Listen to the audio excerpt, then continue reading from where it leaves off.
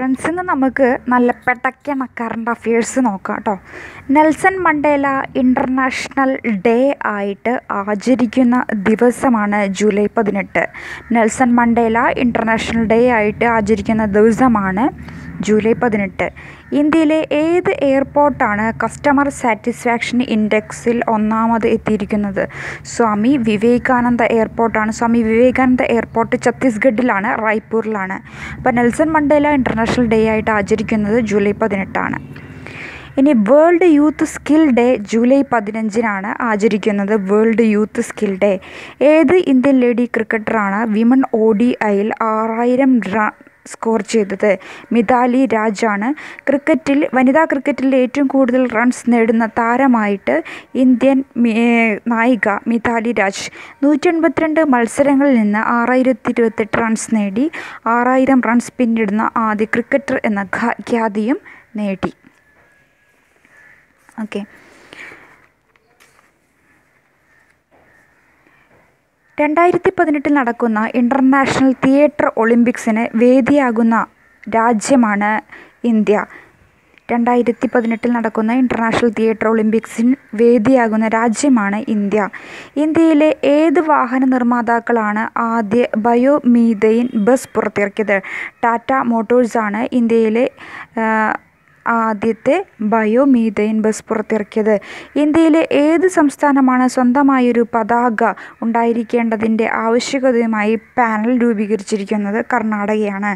ഇന്ത്യയിലെ ഏത് റെയിൽവേ സ്റ്റേഷനാണ് പരിപൂർണമായും വനിതാ ജീവനക്കാരെ ഉൾപ്പെടുത്തി ആരംഭിച്ചത്? മുംബൈ റെയിൽവേ സ്റ്റേഷനിലാണ്, മാട്ടുങ്കയിലാണത്. Matunga railway station.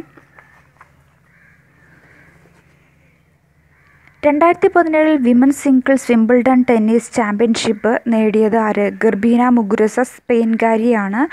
അത് വീനസ് വില്യംസിനെ തോൽപ്പിച്ചിട്ടാണ്, USA വീനസ് വില്യംസിനെ തോൽപ്പിച്ചിട്ടാണ് ഗർബീന മുഗുരുസ നേടിയത്. ആരാണ് 2017 വിംബിൾഡൺ മെൻ സിംഗിൾ ടൈറ്റിൽ നേടിയത്, സ്വന്തമാക്കിയത്? റോജർ ഫെഡറാണ്. സ്വിറ്റ്സർലൻഡുകാരനാണ് റോജർ ഫെഡറർ. കേരളത്തിൽ എവിടെയാണ് state bank of India heritage gallery open ചെയ്യുന്നത്? തലശ്ശേരിയിലാണ് state bank of India heritage gallery open ചെയ്യുന്നത്. ഈയിടെ യൂണിസെഫിൻ്റെ ഗ്ലോബൽ ഗുഡ്വിൽ അംബാസഡറായിട്ട് നിയമിതയായ ഇൻഡോ കനേഡിയൻ പേഴ്സണാലിറ്റിയാണ് ലില്ലി സിംഗ് എന്ന് പറയുന്നത്.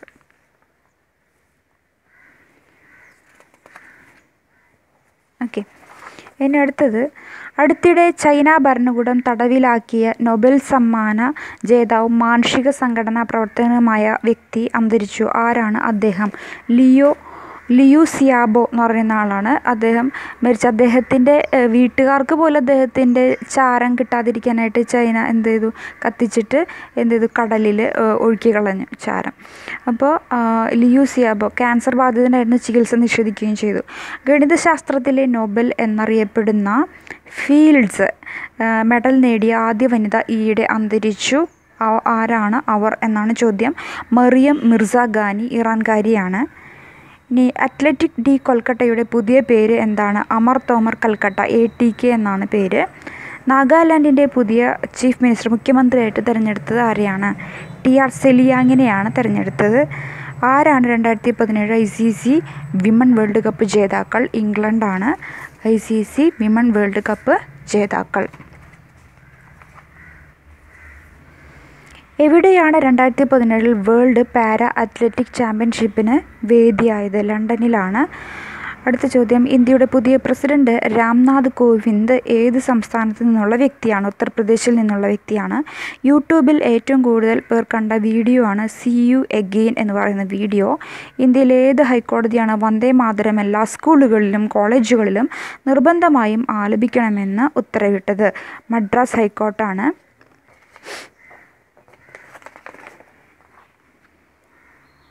ഇന്ത്യൻ ക്രിക്കറ്റ് ടീമിൻ്റെ ബൗളിംഗ് കോച്ചായിട്ട് നിയമിതനായത് ഭരത് അരുണാണ്. പക്ഷേ ഹെഡ് കോച്ച് ആരാണ്? രവി ശാസ്ത്രിയാണ്. ആർക്കിയോളജിക്കൽ സർവേ ഓഫ് ഇന്ത്യയുടെ ഡയറക്ടർ ജനറലായി നിയമിതയായ വ്യക്തിയാണ് ഉഷ ശർമ്മ. എവിടെയാണ് ബ്രിക്സ് യൂത്ത് ഫോറം സമ്മേളിച്ചത്? ബെയ്ജിങ്ങിലാണ്. ഇന്ത്യ ഗവൺമെൻറ് സീനിയർ സിറ്റിസന് മാത്രമായി തുടങ്ങിയ പെൻഷൻ പദ്ധതി പുതിയ സ്കീമാണ് പ്രധാനമന്ത്രി വയ വന്ദന പെൻഷൻ യോജന. അപ്പോൾ ഇത്രയുമൊക്കെ ആണ് പുതിയ കറണ്ട് അഫയേഴ്സിൽ പെടുന്നത്. കിട്ടാത്തവർ അത് നോട്ടാക്കി എഴുതി വയ്ക്കുക. വീണ്ടും വീണ്ടും കാണുക. സബ്സ്ക്രൈബ് ചെയ്യുക. ഓക്കെ.